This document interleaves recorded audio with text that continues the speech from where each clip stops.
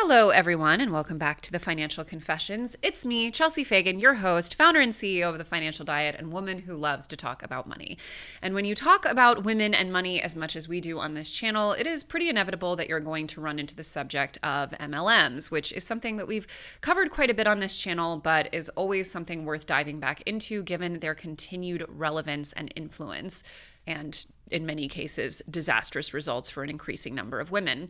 And of course, as we saw last year with the crypto meltdown, pyramid schemes are definitely not something that are limited to women in scope, but they are definitely something that will often target and prey on women. And it's not just a financial preying, it's also a social one. MLMs don't just target women who are in financially precarious positions and have limited options for employment, although they do. They also entangle themselves in women's social lives and self-perception in such a way that even though MLMs are a losing proposition for the majority of people who engage in them, it is incredibly difficult to disentangle yourself. But although most women who participate in an MLM are going to, in the best case, break even, but more often than not lose money in the long term, there are a few winners, and it is those winners who keep people locked into the idea that they too could one day succeed.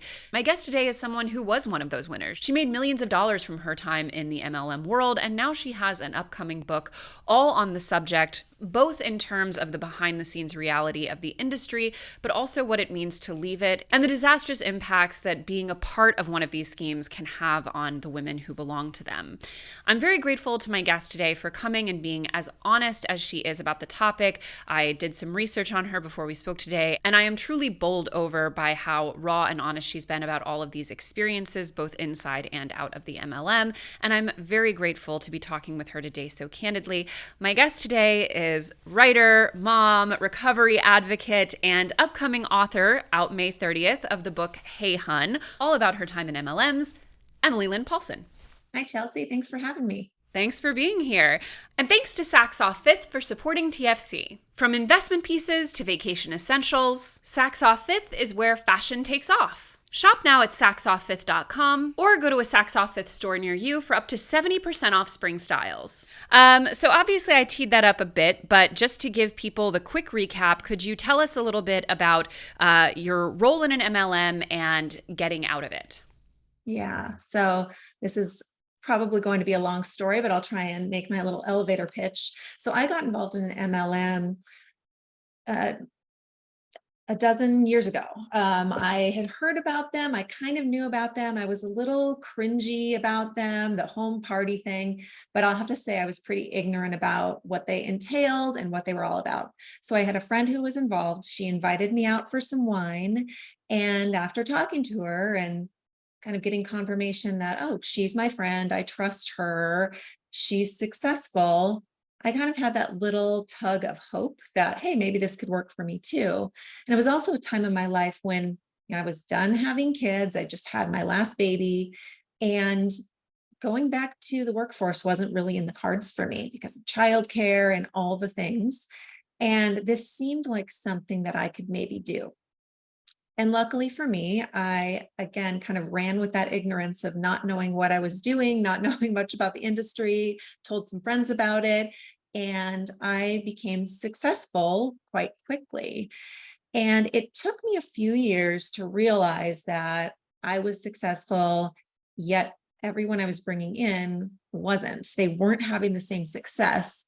I always thought I was doing what I was told, and so I was successful, and that was why, but they were also doing the things that I was telling them to do, and they were not as successful. So I started seeing the numbers game really not working out for people, the fact that I was gaining money because they were losing money.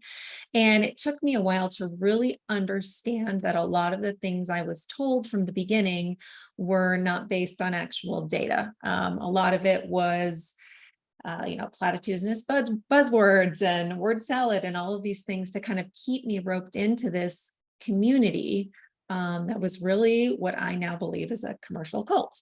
So through that experience, through my own actual recovery journey, I got sober while I was in an MLM, and through COVID and the experience I had watching just the blatant predatory tactics, a lot of PPP loan fraud, lots of things came up during the pandemic that I just couldn't ignore anymore. I could not be associated with anymore. I ended up quitting.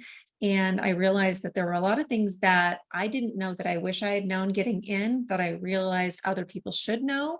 And that's why I decided to write a book about it.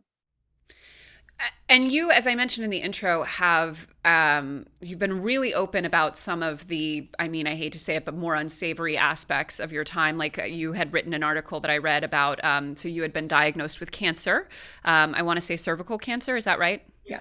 And you initially kind of leveraged that cancer diagnosis to essentially fortify your prospects and your revenue in the MLM. And obviously now I think that's something for which you have a lot of remorse. But I think a lot of people from the outside would have a hard time understanding how someone who, you know, seems as nice and savvy and competent as you are could kind of get in the position of rationalizing that to yourself. So could you talk about that experience, but also kind of what got you to the place of viewing your such a serious diagnosis as kind of a business opportunity?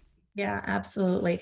So when you're inside and you are at these like retention events, you go to a local recruiting event, or even you go to these big conventions that the companies have, and all MLMs do them because that's how they keep people excited and keep people interested. The stories told, the people on stage, the people you see in social media posts always start with a sad story or a low point. Mm. And this is really just, it's infused into the storytelling of MLM because you have to hit on the pain points of people. So whether it's, oh, you just had a baby. Okay, well, I had a baby and didn't know what to do. And so I joined, and that's part of my story too. I saw all of these other moms, stay-at-home moms, who had been successful or who had joined and found happiness or whatever. And it was the vulnerability of them joining, the pain points of them joining, that enticed me to join.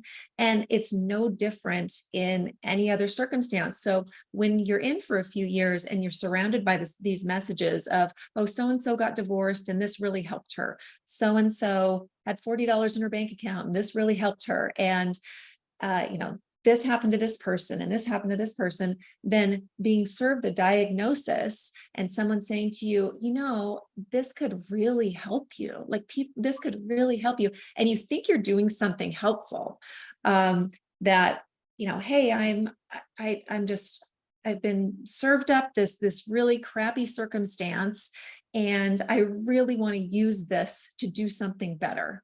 And so, hey, I'm going to use this to donate money to charity. And that sounds all lovely and great, but at the heart of it, it's really duplicitous because you're requiring people to buy into your pyramid scheme instead of just giving you money for this charity. So it's really easy. The cognitive dissonance is just built in when every story in the MLM is told from that place of vulnerability. You're really taught to be vulnerable and use that to your advantage. Well, and you also mentioned in the article I read, and you sort of touched on it here, the extent to which you know, the presence of charity or a charitable element to a lot of these sort of ultimately very much profit-seeking endeavors is a way to sort of launder the process to make it seem a lot more benevolent than it is. Do you feel that that's sort of like that it's always the case when charity and business are mixed up, that it can basically never be altruistic? Or do you think that it was more localized to your experience with the MLM? I think it definitely seemingly legitimizes it when you see someone who, even if you're skeptical about the products they're selling, but they're having an event around a certain charity, it does legitimize it. And so you think, okay, well, I'll go to this. It's going to a good cause, even though I feel a little leery about the business or, this product that they're selling. I think it does legitimize it. I think it's different when, say, you have a local, pizza shop who's asking, hey, come eat pizza tonight and we'll give 20% to the local schools. Something like that, where the money is being infused into the local economy, and the people who are going to buy the pizza are going to benefit from it regardless, right? They're getting the pizza, they're getting the money in their economy. So I think we're used to this idea that roping a charity in might be beneficial. In the MLM, the money going to whatever product you buy, whatever event you're signing up for that supposedly goes to charity, the huge majority of the money goes to the upline, the parent organization, the huge corporation. Very little goes to the actual rep, and even less is going to go to the charity. So I think that's the difference, in that it's not mutually beneficial for everybody. There's already there's other benefits that the reps are getting. They're getting the money, they're getting the ranks, they're getting a signal boost in the company because it probably leads to some promotion. They probably get on some leaderboards. So there's always an ulterior motive built in. And you mentioned obviously that you got sober while you were in an MLM, and you've spoken at length about the ways in which MLMs sort of both prey upon and also engender addiction or, unhealthy behavior with, it sounds like alcohol specifically. Can you talk a little bit about that? Yeah. So I don't think this is any different than, say, happy hours with coworkers after work. But the problem with MLM is that a lot of the quote unquote business decisions, and I use air quotes because it's not a business, you're an independent consultant for a huge corporation, you don't have a small business. But when you meet clients or potential recruits or potential customers over wine, you're making financial decisions while you're drinking, which of course you're taking away some of your power, you're giving away some of your control there. But a lot of the activities, a lot of the retention events, a lot of the business events, conventions, there's a lot of alcohol around. I know that it wasn't singular to my organization, but it was very prevalent in mine. And so for someone who maybe is already using alcohol as a way to cope, as a way for a, social lubrication, adding that in to your now, again, quote unquote job, is going to be problematic. And so for me, it definitely escalated an issue that was already there. I was already escaping with wine, which I think can be very common, again, with this population of stay-at-home moms. And it didn't end up going well for me. So once I got sober, I realized it was very hard to do a lot of the things that had been asked of me before. I realized that it had been drowning really an intuition that was already there. So cold messaging people, sending texts to people who I didn't really know, posting cringy things on Facebook, all of those things I kind of came back online and started to realize that I wasn't comfortable with a lot of those behaviors, and maybe started to realize that alcohol was the reason, those interactions take place, that having the cocktails and conversation was a way to get really people to lower their guard, not ask so many questions, and make it easier to sign up or join. Truly, you were drinking and doing it made it easier for you because I think that that's a really interesting thing, because I think for a lot of people who are outside of it, the cold calling aspect of it, which to be fair is like, there's an element of cold calling in a lot of jobs, right? Like we have to I don't personally do it, but there's a lot of cold calling at our jobs. And I think there are many jobs for which it's never the most comfortable process, but it doesn't have quite the level of perceived discomfort, I think, that a lot of people from the outside would think, seeing a lot of this outreach that has to be done in many cases to people personally. So it's really interesting to think that a lot of it might be taking place when people are not totally sober. Right. And I think also what's built in is you're told from the beginning, hey, this is going to feel uncomfortable. You're going to feel kind of gross sending this cold message. You're going to feel weird sending this script that we give you to send to people. So you're already preempted with this. Okay, this is going to feel weird. So when I feel cringy about it, I'm going to ignore that, or I'm going to, have a drink, or I'm going to whatever to put that away because I've already been told it's going to feel weird. So instead of listening to myself and leaning into that and saying, why does this feel weird? Maybe I don't want to be doing this. I'm going to say, okay, this is part of my growth. This is part of how I become a big salesperson. This is part of the process of being successful. So it's already preempted with that, knowing it's going to be uncomfortable. So if you're a person who, again, has a drink to drown your intuition, to drown those uncomfortable feelings, then of course that's just going to be a given.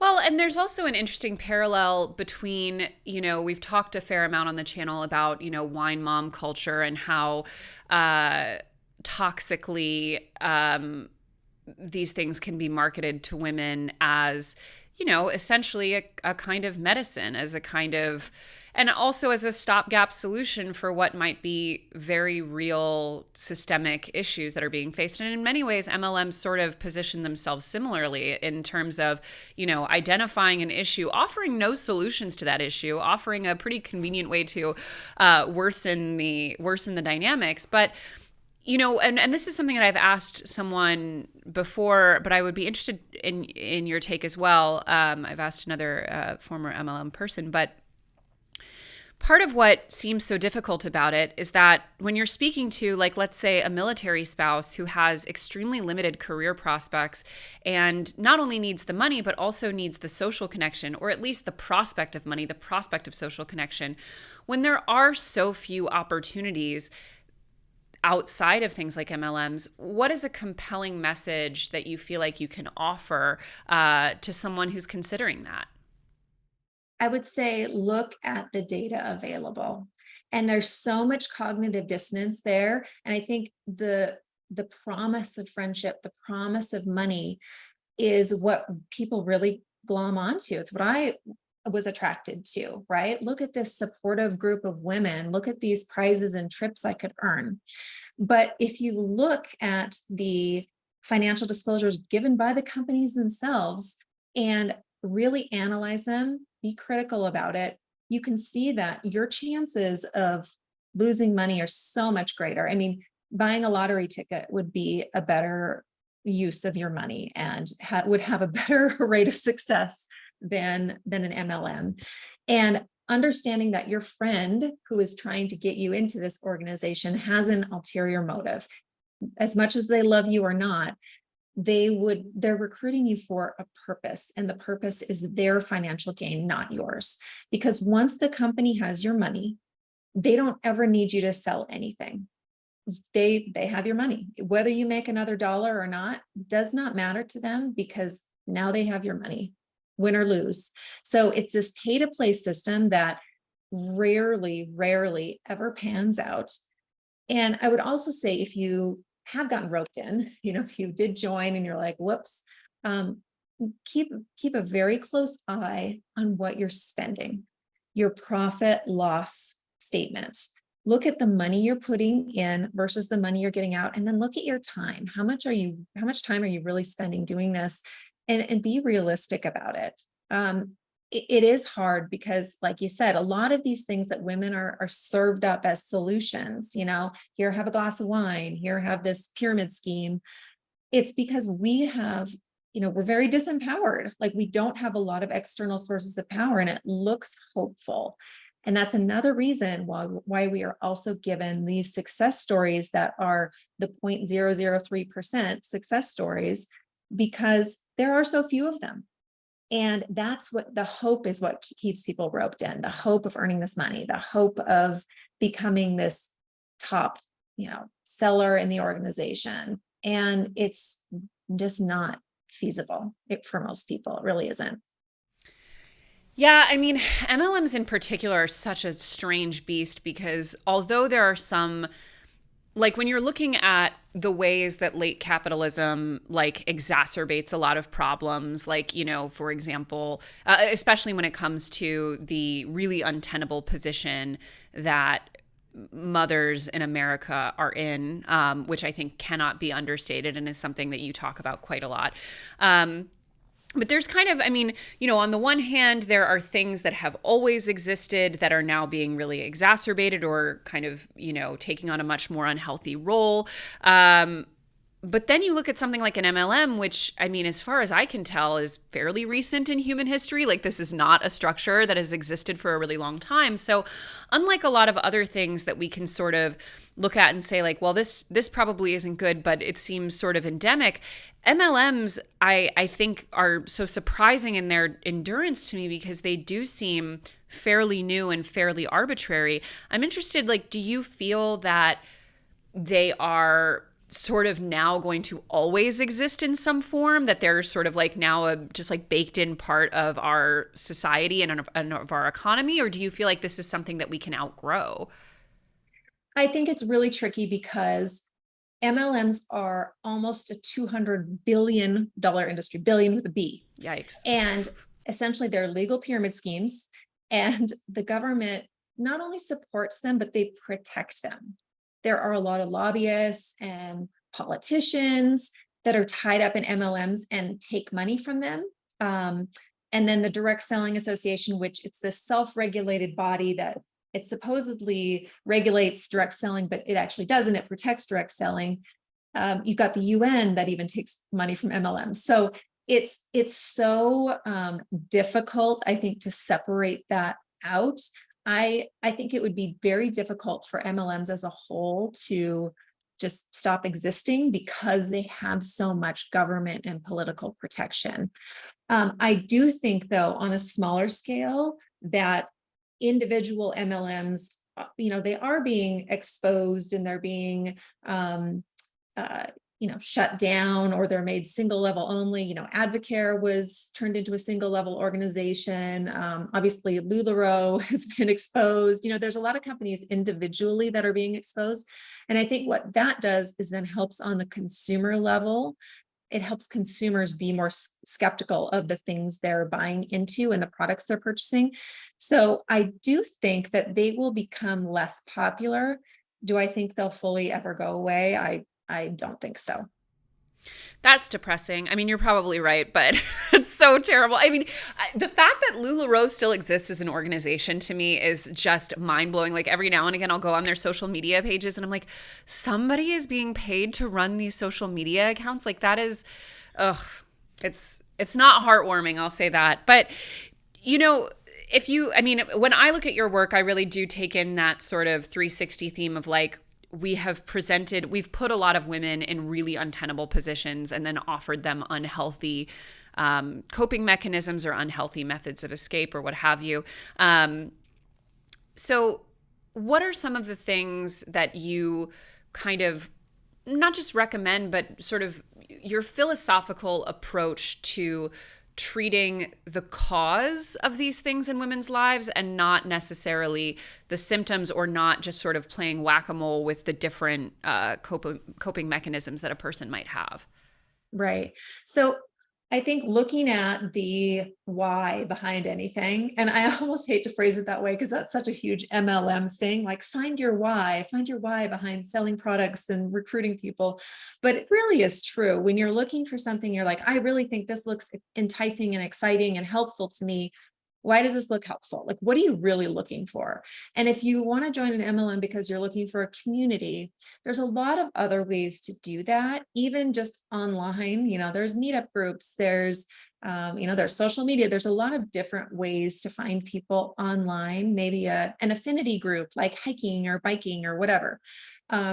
Look there, start at a friendship-based or community-based organization that doesn't require a financial buy-in first, right? So look at what, are you looking for more money? There's a lot of online options right now. Do you have skills that you put on Fiverr or Upwork? Can you do medical transcription? There's a lot of online opportunities. Can you do social media work? Can you, whatever. There's a lot of avenues at home for making money, again, that don't require a financial buy-in, which automatically, you're starting negative to begin with when you buy into these MLM businesses or corporations.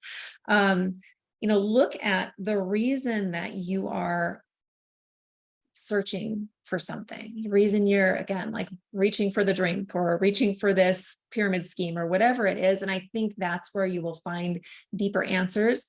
Are there going to be solutions for it? I don't know, but I know that MLMs are not the solution. They sure aren't. But they are. I mean, I mentioned crypto in the intro because I do think it's been very interesting seeing how a lot of these same dynamics are able to sort of assert themselves even without necessarily the same social aspects, because obviously, MLMs are quite gendered. They really do prey on women, and are sort of in many ways adapted to how women socialize and how they connect and how they interact. But crypto is a really interesting example to me because on almost every level, it sort of followed the same template, but it didn't have those same sort of inherent social connections to fall back on necessarily. I'm interested if you have thoughts kind of looking at the rise and fall of crypto as it pertains to MLMs. Yeah. So, I mean, I'll say on the outset that I never understood crypto, still don't. But I think the reason I didn't look into it too much is because it seemed like a pyramid scheme. It really did. I'm so critical of things that look too good to be true, right? I think it's interesting. What I will say about it is when I've seen this, you just said it, and I've seen other people say that crypto is like Tupperware for men or MLMs for men. And it's more of a comment isn't it interesting that the thing that pertains directly to money is considered the men's thing? Like, I don't think that's a coincidence. I think the fact that it's just financial only, there's no products, they're not like sugarcoating anything. This is all about making money, is considered the more male dominated thing. I don't know. I guess that's what I have to say about it. Well, first of all, you not understanding MLM, well, it's because there's nothing to understand. Either people don't understand it, or the people who do just know that it's a complete scam. But that sort of like outside perception that there's something to know that you might not be qualified to understand is a big part of the appeal.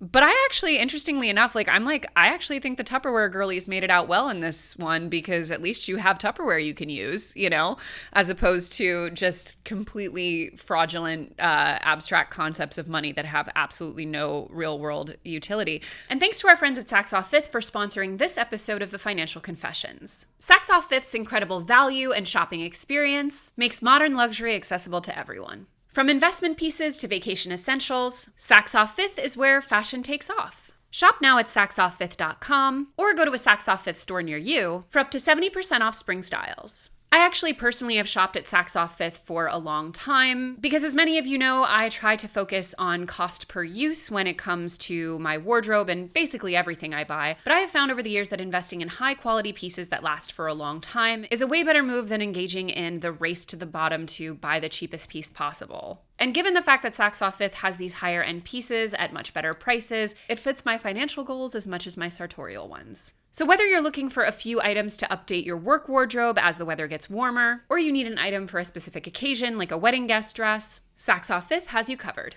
Shop now at saksofffifth.com or go to a Saks Off Fifth store near you for up to 70% off spring styles.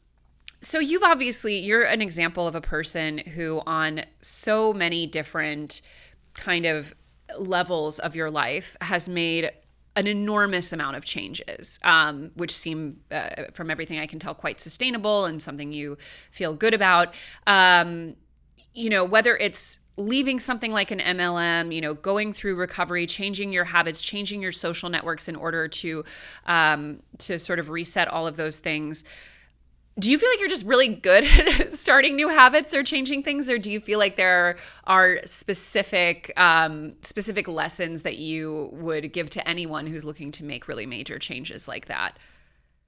Gosh, I don't think I'm that good at starting new habits. I mean, if you take recovery, for example, I tried a really long time to drink well before I completely failed and had to stop drinking, right? And again, in the MLM, there was so much cognitive dissonance. I so badly wanted to believe that what I was doing was good because I got involved for such a good reason. And it took a long time. There was a long period of knowing that it probably wasn't right, but I kept hanging on. So I think just ultimately what I'm better at now is trusting my intuition. And again, if something sounds too good to be true, asking myself why, and just being more skeptical of things, using more critical thinking, and consumer awareness, I think all of that is important. Like when you're looking at advertisements, what am I being sold here? If you're given these, little cliches like mommy needs wine, really questioning the things that we're told, especially as women, if we need to co-opt all of this stuff. So I wouldn't say I'm better than anyone else at making new habits or adapting to change, but I will say that I have become much better at trusting my intuition. Okay, so I'm child free by choice, so I am not demographically positioned to know what's going on at any given time in this media sphere, but the mommy needs wine stuff, that has to be dying down by now. Like, is that still a thing? I mean, I constantly hope so and assume so. I feel like there's way more awareness about it now, especially coming out of COVID and seeing the huge majority of women who drank a lot more during the pandemic. And I think sidebar, just to say, people always ask, why do you pick on women? Why do you pick on moms? I don't. I am a woman, I am a mom. And so that's the demographic I know. Those are the people I work with. But the bigger reason is that the demographic of people who are dying, from alcoholic liver disease and who are drinking exponentially more than any other group, is moms, women of childbearing years, women with young children in the house.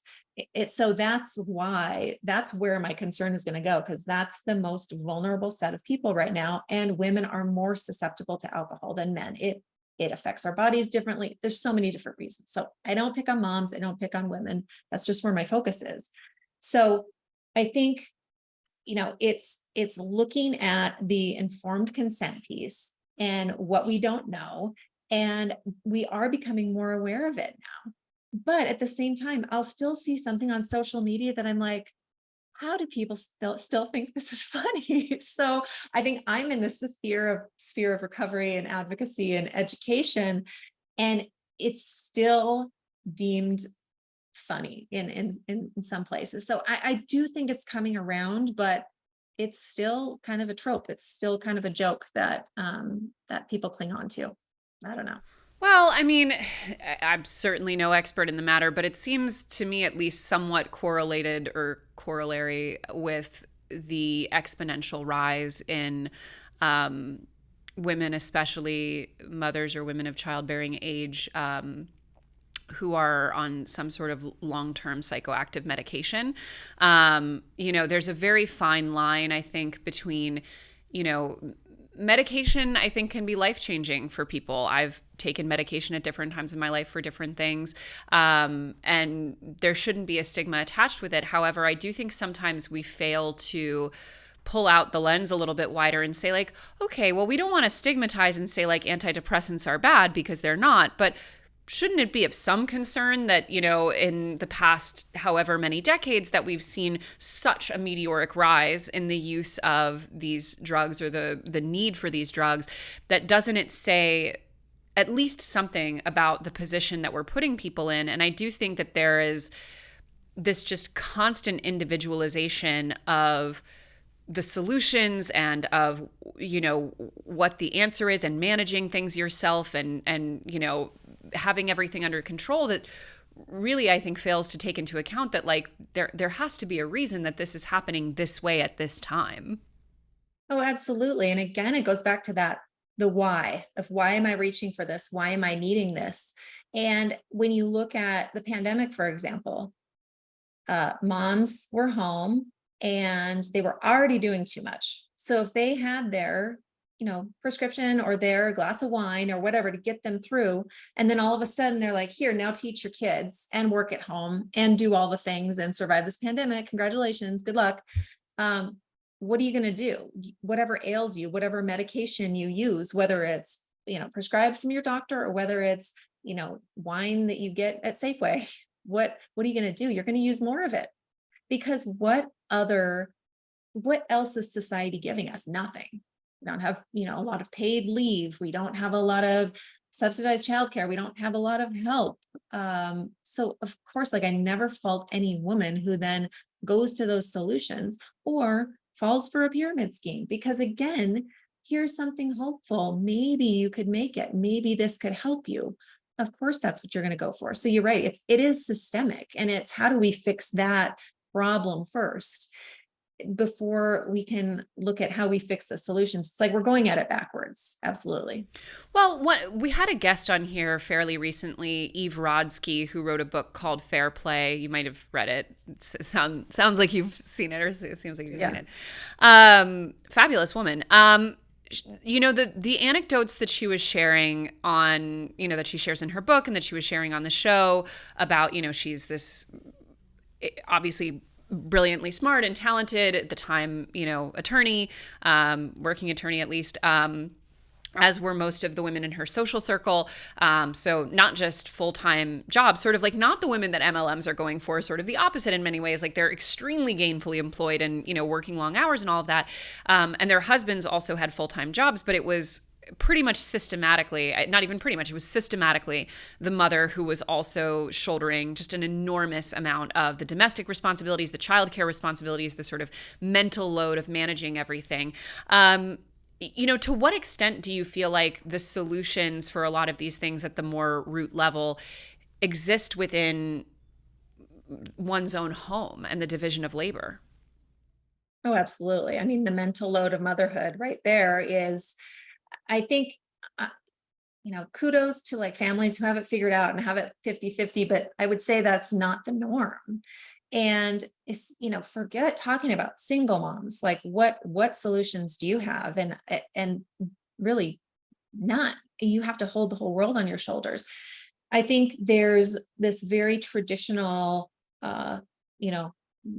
heteronormative, man works out of the house, women's at home, that still sticks. Like we still have that bias when we think of the home.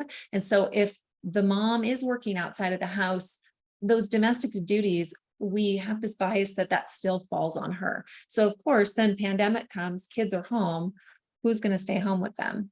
And I think, that's one thing that's important to note too, is these MLMs do give this idea like, oh, well, you're home anyway, so you might as well do this in your time off, or you have this job that's too much for you. On the other hand, like, again, you're fully employed, you want to be home with your kids more. Here, this could help you. So it's kind of on both sides of the fence. Like, this could help you leave your really demanding job. This could give you a job when you're home and not making money. It really will tug at any like heartstrings of any, again, the vulnerabilities that you have, because ultimately, no matter what choice you make, if you're home or if you're working, you are tugged by that domestic responsibility that falls on all women. So again, it's like there's no good solution other than, affordable childcare and all these things that we don't get. Well, speaking of the spouse aspect of it, one thing that I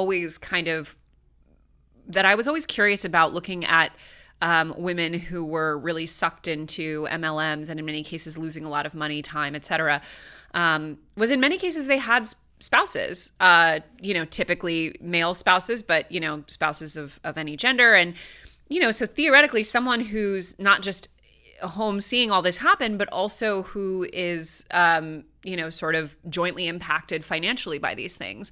I'm interested kind of like, what are the dynamics around the spouses of people in MLMs? I don't know if you, when you were in an MLM, had, one particular I mean, I guess if anything, yours was probably better because you were making so much money. But in general, what's that like? It's really interesting because, you're spot on about the success in MLM. I don't know that there are many, if any, single moms who are, at the top of their MLM company, if they didn't have a spouse somewhere in there at some point. Maybe they're divorced now or whatever. But the fact that I had a spouse who already had an income was the reason I was able to be successful, because we had that not only to fall back on, but I was able to invest. I was able to spend money on babysitters to go to all these conventions and things. So I would not have been able to achieve that level of success had I not have had a spouse, a 2-income house. And I also would not have been able to leave. So that's the other tricky piece, is that once you are, successful or making money or whatever, you are really locked in. So I was able to leave again because I had a spouse who was gainfully employed and had an income that could sustain us. One of the things that you will see across the board in multi-level marketing organizations is this drive to retire your husband, which is just the cringiest way to phrase it, but it's global. You see it all the time. Oh, she retired her husband. He got to retire, which that's not what retirement is. Retirement is being able to not work anymore. Retiring your spouse means that they're now working with you in the MLM. So Oh there's a lot God. of that. And what that then does is now you're screwed. If you if you ever want to leave, now you're 100%, financially, you have those golden handcuffs. You cannot leave because everything now is reliant on the MLM as your income. And it's not a guaranteed income. There's no healthcare, there's no protection, there's no retirement, there's no pension, there's nothing. So it's a really risky financial move, but that is seen as the ultimate pinnacle of success, like retiring your husband. And we were pressured many times to have my husband join the business and move away from his job. And thankfully, my husband is a very smart financial person and would have never done that. But again, it's really interesting how they really seek to isolate you financially so that you can't leave. That is so mind blowing. I literally, when you were saying that, I was like, well, I mean, it's not the worst thing to want your spouse to not have to work anymore if they don't want to. You mean just also join the MLM? That is so horrible. I feel so upset having heard that. That's crazy. Well, I mean, you make several really good points there in terms of the duality of, both, obviously making a lot of money is in some ways the optimal outcome, but it also is the most restrictive one in the long term in terms of, being able to do something else, which kind of taps into another aspect of this that we haven't discussed, which is the enormous pressure on people in MLMs, especially the successful people, to be aspirational, which I would imagine keeps you locked in a lot of spending patterns, consumer spending patterns that are really, really difficult to leave. I believe you also mentioned that, things like your body image and, pressure on appearance and all of that took an enormous hit from being in an MLM. Can you talk about that aspect of being good at the job?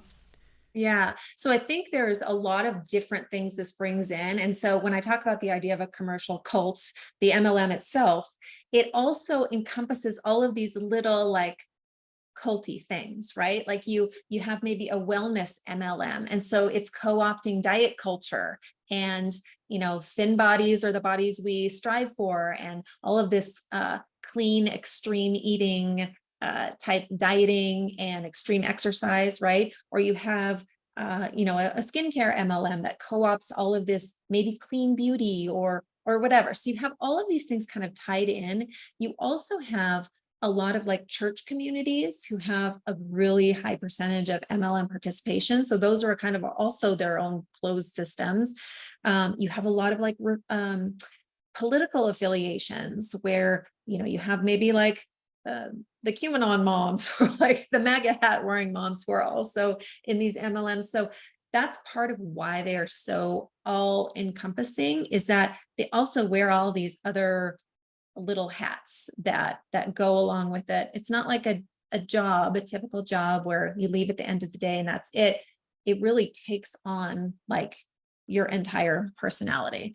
So you're co-opting all this stuff. So say you're in this wellness organization, you have to then have your own before and afters, right? So what are they going to be? It's going to be, before and after I lost 10 pounds because of this groundbreaking, game-changing exercise program or diet program, buy my stuff. So you have to look like a product of the products all of the time. Same thing with skincare, with anything, with any kind of wellness products, you have to look like you're using the products and you have to look like the products work, first of all. And the products, of course, are just a stepping stone to get people involved in the business, in the organization as a recruit, right? So once you are a recruit, once you're in and you're supposedly making money from the organization, you need to look like you're making money and you need to look like hey, look, this is the car I just bought, or here's my paycheck with the number blurred out. That's another big one. Look how much I'm making. Oh, it's payday. I get to buy this. And here's my new Louis Vuitton bag. It is a lot of aspirational lifestyle things. Here's the trip I earned. But what you're not seeing is, the fact that that's added to your income at the end of the year, that you have to pay taxes on it, that it actually wasn't free. You had to pay a lot of money on it. But it's all this fake it till you make it. My products are changing my life, and this business is changing my life all of the time. And it's really having to be on stage and sell yourself constantly. Do you feel now, as how many years out of an MLM are you? God, it feels like so many, but it's really not that many. I mean, I'm 2 years officially like out, but it was a few years up to that point that I was drifting out. So yeah. Do you feel like your relationship with your appearance and presentation has changed a lot since leaving? Oh, 100%, 100%. I mean, I had, I say I had to have, I didn't have to have hair extensions, but everybody at the top did. And they all looked the same, and they all had the same shoes and the same outfits. And so I felt very compelled to dress the part, right? To look the part. And so once that was gone, especially when COVID hit and it was like everyone's on Zoom in their sweatpants, the need to show up and the need to look so congruent to everybody else really went away, and was so freeing, was very freeing. And I didn't realize how much, diet culture and the idea of, thin bodies are the best kind of bodies, and all of that stuff was really built in to how you have to look. Again, this idea of aspiration. Did you find that there was a grieving period in leaving, especially for the social aspect of it? So I think what really helped is that, again, I had become very skeptical, and I'd almost become, um, I don't know, every event I went to, I started feeling exploited, and I started to feel like I was exploiting people. And so I backed off of those. I think my feeling towards the end was so negative that when COVID hit, I was pretty relieved to not have to go to any of these in-person things anymore, to not have to interact with a lot of these people anymore. And especially when I saw a lot of the behavior during COVID, where a lot of people were co-opting some really conspiracy theory type beliefs, just based on like what their upline said. And, I saw a lot of the very blatant predatory behavior. It really helped me distance myself from people. And I would say that thankfully, the people I, brought in who were friends before, are still friends now. That didn't change anything. But there were a lot of people for whom I thought I was friends with, but my not being in the organization anymore really was, I think a threat to them, or maybe challenged what they needed to believe to stay in. And, there were a lot of people who stopped speaking to me once I submitted that termination form. That's awful for all parties. It makes me really sad, but as much for them as for you. I mean, that's just really, because it's probably likely that the people who were most, you know, who took it worst were the people who probably also themselves had negative thoughts about it. I think that there's this I think it's a fairly common phenomenon that, like, if things kind of hit close to the bone, if you already sort of know there's something wrong there, or there's something not right with it. So I do hope those people have gotten out of it since. Yeah, I mean, I do hope people come around. I think it's really hard. And again, I've been there. And so I know that if it were me, and someone else had done this, you know, 10 years ago, I would have thought the same thing. I would have been like, oh, they're just a hater. They just had their own experience. And I wouldn't really look into what they were saying critically, because again, you're really told to avoid information outside of the commercial cults. You're really told to only read their press releases and their scripts for what you should say. You're not supposed to go read anything outside of the organization. So I wouldn't have gone to seek that information myself. And everything is about squashing your own intuition and doing what you're told, regardless of the outcome. I will also say anyone who has seen some of these documentaries and thinks that the conferences and the events and all of the stuff that the MLM puts on seem fun, because I do think that's a lot of the appeal for a lot of people. I will only say that that is just very common in the corporate world generally. Like a huge amount of corporate organizations throw like big conferences and events where they get like, celebrities and musicians and stuff. So you don't have to join an MLM in order to have those experiences. Right. And they are exhausting by nature. They are made to be exhausting, to keep you tired and keep you, they're sensational. And so it keeps the belief going, even if the belief is gone. They're really like a necessary part of the MLM structure. And yeah, they aren't singular to MLMs. A lot of corporations use these to keep people's beliefs strong and to keep them roped in and just tired enough to not be able to say no. I have to say, as a dyed-in-the-wool extrovert, I do love a good conference, but yeah, the ones on the MLM side seem like borderline, quasi-religious experience, like they're. For sure. Yeah, there's a lot of prayer and a lot of thanking God and a lot of, there's a lot of that. Yeah. So not even quasi, openly religious. Yeah, overly religious for sure. On that note, out of curiosity, do you think it's kind of a hostile environment for people who are not Christian? Oh, very, very. Really? In fact, I had several Jewish friends who were, ostracized from certain events because they weren't Christian, who were not added to weird things like team pages on Facebook, or they were left off leaderboards. And some who were even told that they needed to convert to Christianity because, the rapture was coming or whatever. There's a lot of just grossness around religious. In some ways, I think the religious manipulation is the worst part of MLMs, because it is there. It's infused in the MLM. It's infused in the people. And because everyone in an MLM is, everyone at the recruited level is just an independent contractor, they're just a person, that's kind of dangerous because whatever beliefs they have, really out there or not, it's kind of taken as like this weird blood oath that you need to have on your little teams. And it's really odd how it all plays out. Can you say more about why you think the religious aspect is in some ways the most insidious or dangerous?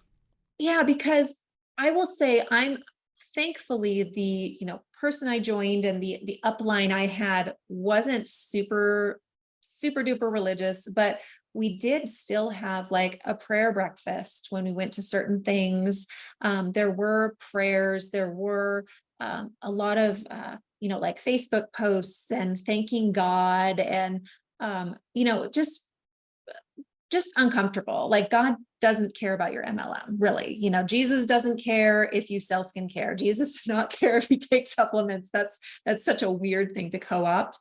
But I think it's really hard because religion is already its own like closed system. And I think I could go on a whole thing here, but there's such a potential for abuse in religious organizations as it is, that when you have someone who's in a church group and they join their church friends and their MLM, it's just like double vulnerability, I think, because you're supposed to do like what your elders and your pastors tell you. And if they're also financially controlling you, and of course there's financial control that goes on in religion too, I just think it's a very dangerous combination, because there is, religion at its worst manifestation can be very abusive.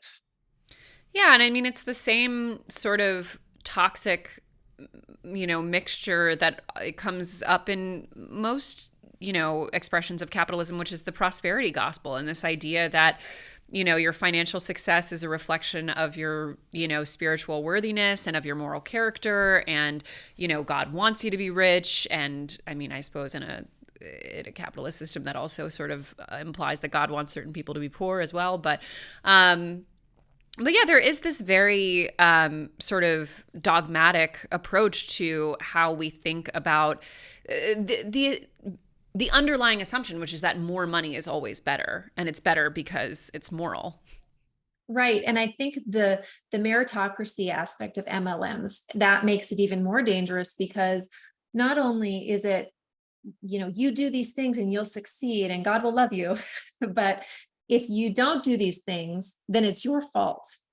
So it's the blame aspect of it that, if someone fails, which 99.7% of people do financially fail because they don't turn a profit, they're blamed for it. It's their fault. It's because they didn't follow the system. It's because they didn't do all the things they were supposed to do. And if you add that layer of religion into it, it's, oh, and you must not have pleased God as well. I mean, that's just so damaging.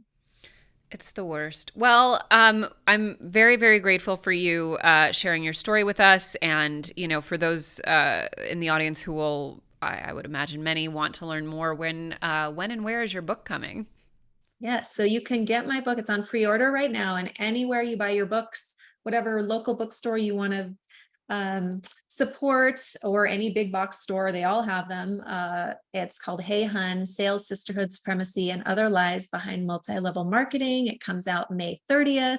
And of course, I always have to say pre-orders are so helpful for the success of an author's book. So I would appreciate it. And just as a general rule, if you have authors you love, always pre-order their stuff, because it means a lot. It sure does. We'll probably do an entire episode breaking down the scam that is these bestseller lists and how they work and all of that stuff, because there's a lot that goes into that as well that's worth unpacking. But for the time being, authors do have to play by that game. So pre-order is king. It gets rolled into first week sales. It's very important. Thank you so much, Emily, for coming on the show. And thank you guys all at home for tuning in. And I will see you next week on an all-new episode of The Financial Confessions. Goodbye.